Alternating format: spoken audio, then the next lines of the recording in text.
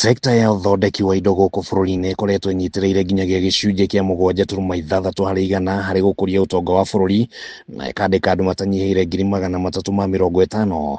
Ona gũtuĩka ataaramu maugĩte kũrĩ na gĩbarũa kĩnene gĩa gũkũria rũhonge rũrũ.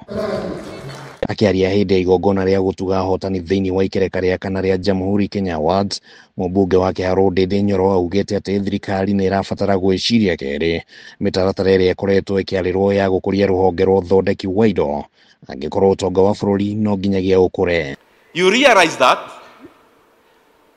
our GDP in terms of Kenya is actually affected negatively by manufacturing.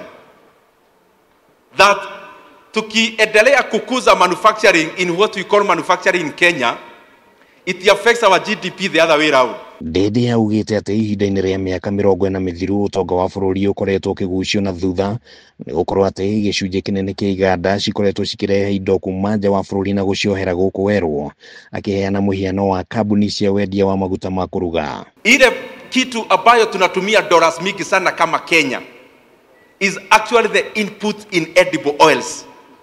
Then how is it that a sector that is the number 2 importer in Kenya passes to be a manufacturing sector? That is what I'm calling all of us to think about.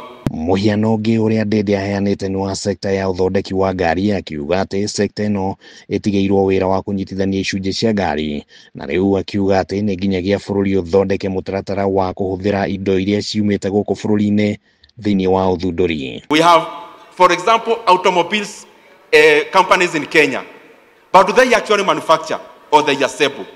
I'm just triggering our minds. Kũringana na ministry ya wonjoria na iganda, thirikari ĩtanyĩte atĩ rũhonge rwa iganda nĩ rũkuongerera itemi rĩrĩa rũnyitaga gũkũria wonjoria wa bũrũri kuma gĩcunjĩ kĩa 7.6 nginyagia gĩa 15 harĩ igana gũkinyĩria mwaka wa 2027. The issue about capital flows, the US is the US because of capital flow is.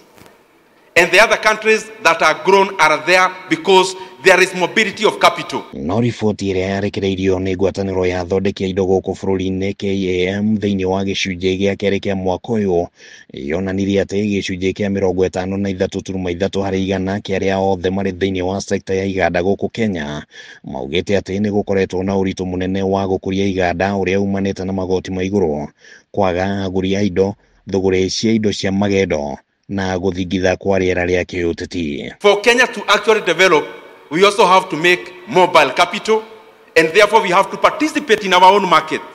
The shares that are sold in the market, do your analysis, let us start participating so that we can continue to consolidate our economy better.